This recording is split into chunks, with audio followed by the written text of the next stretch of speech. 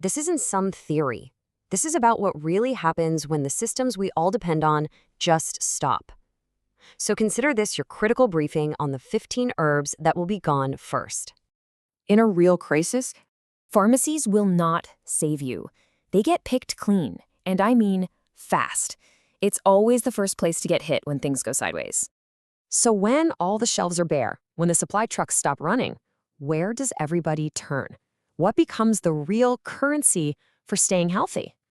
They turn to what people have always turned to, herbs.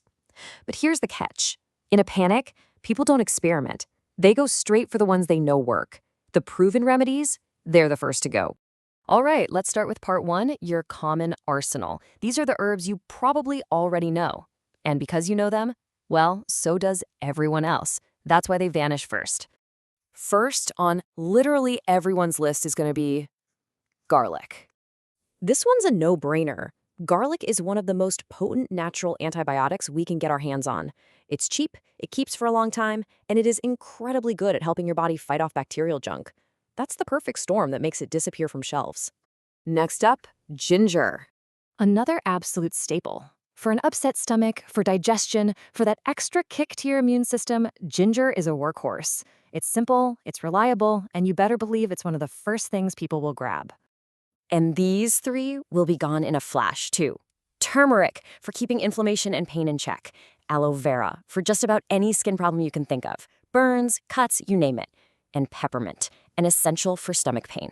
Foundational, effective, and gone. Just like that.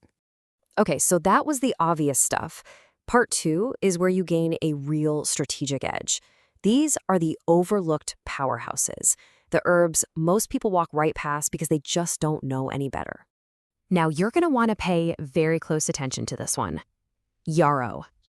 So what's its most critical job? It helps stop bleeding, fast. This is a cornerstone of real-world first aid for a reason. When an ambulance isn't coming, this plant can literally be the difference. It becomes priceless. All right, next up is plantain. And just so we're crystal clear, we are not talking about the banana. We're talking about that common weed. You know the one, growing in backyards, through the cracks in the sidewalk, the one most people just ignore or try to kill. See, this is the perfect example of a priceless resource hiding in plain sight. This weed grows everywhere.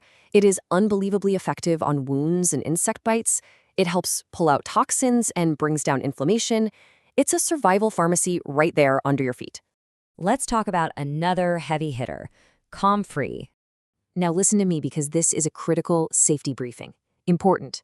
This is mostly used on the outside of the body. Comfrey is incredible for helping repair tissue. Think bruises, sprains, injuries. But its use must be external. This isn't a suggestion, it's non-negotiable. And rounding out this section are 2 more powerhouses. Nettle, which is basically a nutritional gold mine for keeping your energy up when food might be scarce. And elderberry, your absolute go-to for powerful immune support.